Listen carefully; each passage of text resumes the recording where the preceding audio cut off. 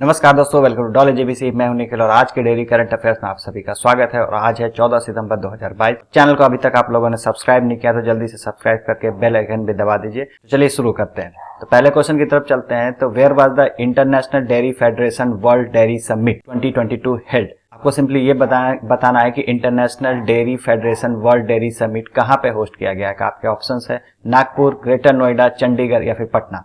तो चलिए चलते हैं इसके सही आंसर की तरफ। तो इसका सही आंसर है ग्रेटर नोएडा में इसको होस्ट किया गया। प्राइम मिनिस्टर नरेंद्र मोदी के द्वारा इसको इनॉग्रेट किया गया है, national dairy Federation World Dairy summit को, IDFWDS 2022 को ग्रेटर नोएडा में। और इसमें यह भी बताया गया है कि जो इंडियन डेयरी सेक्टर है वो 23% ग्लोबल मिल्क का प्रोडक्शन करता है। और अगर डाटा में बात करें तो 210 मिलियन टन एनुअली दूध का प्रोडक्शन होता है इंडिया में। और वेरियस स्कीम जो गवर्नमेंट के द्वारा लाया गया है, इसके कारण इन जो मिल्क प्रोडक्शन इंडिया में वो लगभग 44% बढ़ गया है लास्ट 8 सालों में।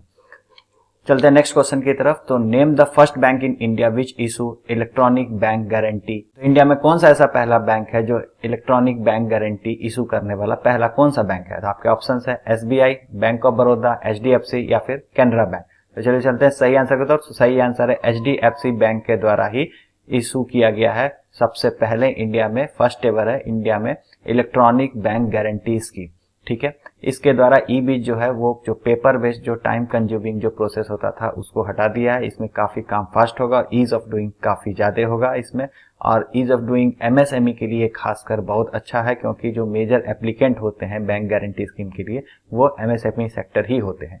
चलिए नेक्स्ट क्वेश्चन की तरफ चलते हैं। तो global estimate of modern slavery report is published by. तो global estimate of modern slavery किसके द्वारा पब्लिश किया जाता है। आपके ऑप्शन है international labour organization, second option है international monetary fund, third option है वर्ल्ड इकोनॉमिक फोरम और फोर्थ ऑप्शन है यूनाइटेड नेशन पॉपुलेशन फंड।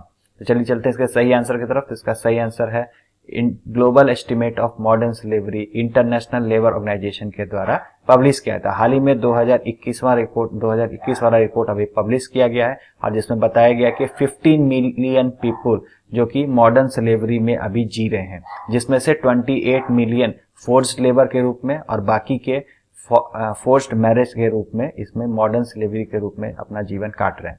और जो नंबर ऑफ पीपुल है जो मॉडर्न स्लेवरी का, ये बहुत तेजी से इंक्रीज हुआ है लास्ट 5 इयर्स में, ये भी बताया गया है इस रिपोर्ट में।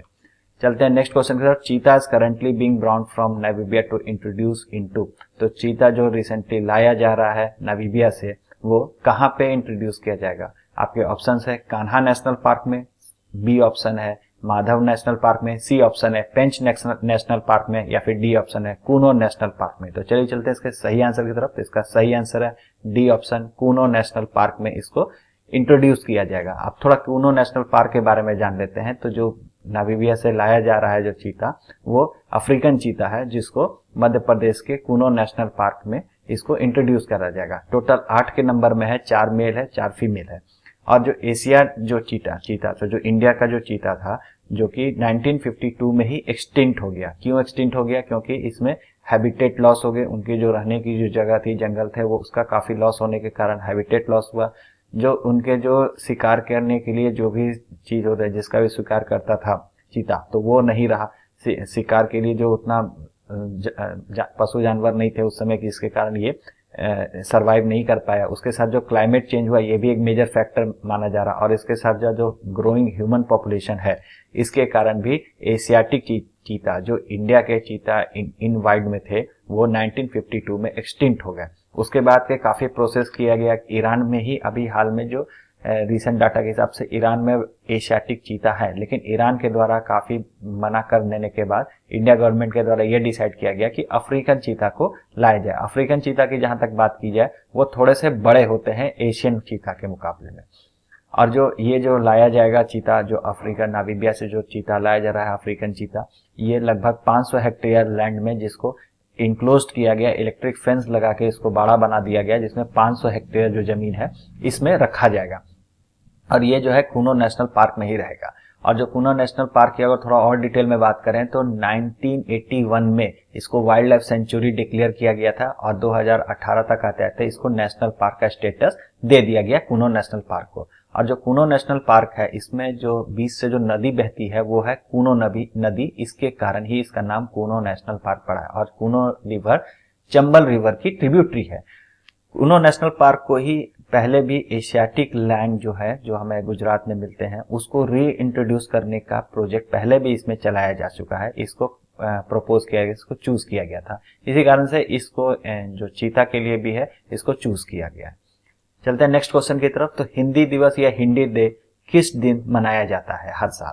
तो आपके ऑप्शन है, पहला ऑप्शन है 14 सितंबर, दूसरा ऑप्शन है 15 सितंबर, थर्ड ऑप्शन है 16 सितंबर या फोर्थ ऑप्शन है 22 सितंबर को। तो चलिए चलते हैं इसके सही आंसर की तरफ। तो इसका सही आंसर तो हर साल 14 सितंबर को हिंदी डे या हिंदी दिवस के रूप में मनाया जाता है, हिंदी की पॉपुलैरिटी को बढ़ाने के लिए। और इसके साथ साथ जो हिंदी है ऑफिशियल लैंग्वेज है इंडिया का, और इसको official language as article 343 of Indian constitution के द्वारा इसको अडॉप्ट किया गया था। और फर्स्ट हिंदी डे 14 सितंबर 1953 को मनाया गया था। उसके बाद से हर साल इसको हिंदी डे के रूप में 14 सितंबर को मनाया जाता है।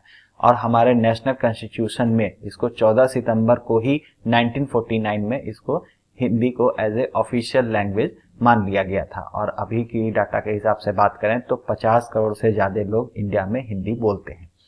नेक्स्ट क्वेश्चन की बात करें तो name the country which band the export of broken rice. तो कौन सा ऐसा कंट्री है जो हाल ही में ब्रोकन राइस, जो टूटे चावल का जो एक्सपोर्ट है, उसको बैंड कर दिया? तो आपके ऑप्शन है इंडिया, चाइना, थाईलैंड या फिर वियतनाम। तो चलिए चलते हैं सही आंसर की तरफ। तो सही आंसर है इंडिया के द्वारा, जो वर्ल्ड का लार्जेस्ट एक्सपोर्टर है राइस का, उसके द्वारा टूटे चावल का एक्सपोर्ट बैंड कर दिया गया। और साथ साथ इस बैंड के साथ साथ 20% ड्यूटी भी लगा दिया गया है, कस्टम ड्यूटी भी लगा दिया गया है export of various other type of चावल के और भी जो प्रकार होते हैं उस पर 20% ड्यूटी लगा दिया है। ये ऐसा इसलिए किया गया है क्योंकि लोकल सप्लाई को बूस्ट करे, क्योंकि बाहर भेजने के कारण इंटरनल में इंडिया के अंदर में दाम काफी बढ़ने लगे थे राइस के। और ऐसा इसलिए होने लगा क्योंकि जो इस बार का जो मानसून है वो बिलो एवरेज गया, और इसके कारण प्लांटेशन जो हुआ है राइस का वो कम हुआ। तो दाम ना बढ़ जाए और अपने देश में उपलब्धता बनी रहे। वैसे तो उपलब्धता है, लेकिन फिर भी दाम को कंट्रोल करने के लिए ये ड्यूटी लगाई गई है 20%, और साथ साथ जो ब्रोकन राइस का जो एक्सपोर्ट है उसको